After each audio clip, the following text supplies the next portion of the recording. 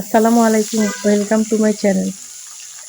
আজ আমি দেখাবো কিভাবে সহজ উপায়ে মজাদার লাউ শাক রান্না করতে হয়।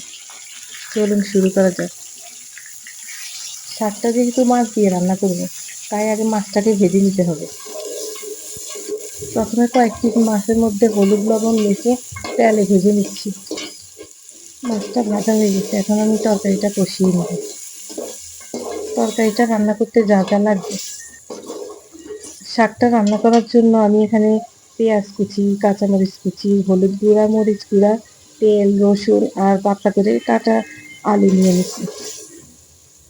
প্রথমে কড়াইতে একটু তেল গরম করে নিব। তারপরে এর মধ্যে এক এক করে পেঁয়াজ কুচি, কাঁচামরিচ কুচি, আলু কুচি এগুলো দিয়ে একটু কষিয়ে নিব। সাথে রসুন বাটা আর গুঁড়া মশলাগুলো দিয়ে আলুটাকে একটু কিছুক্ষণ কষিয়ে নিব। কিছুক্ষণ কষিয়ে নেওয়ার পরে এর সাথে একটু পানি দিয়ে ঢাকা দিয়ে একটু নরম করে নিব আলুটাকে। এরপর আগে থেকে ধুয়ে রাখা শাকগুলো দিয়ে ঢাকনা দিয়ে কিছুক্ষণ রান্না করে নিব। এইভাবে লাউ শাক রান্না করলে শাকটা খেতে অনেক মজা লাগে। আমি তো আমার বাসায় প্রায়ই এটা রান্না করি। আপনারা কে কে এই শাকটা পছন্দ করেন আমাকে জানাবেন কমেন্টস করে।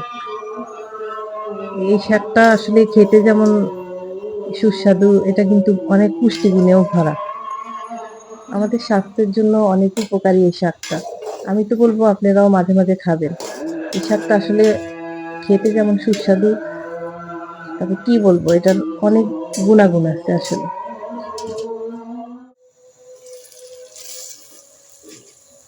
শাকটা যখন নরম হয়ে আসবে তখন একটু পানি দিয়ে সাথে মাছটা দিয়ে দিব, দিয়ে 10-12 মিনিট রান্না করে নিব। আমি খুবই সহজভাবে এই শাকটা রান্না করি। জানি না আপনাদের কাছে কেমন লাগছে।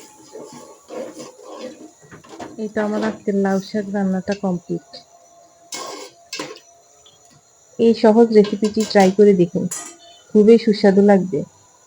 আর যদি ভালো লেগে থাকে তাহলে লাইক, শেয়ার আর সাবস্ক্রাইব করতে ভুলবেন না। দেখা হবে পরের ভিডিওতে।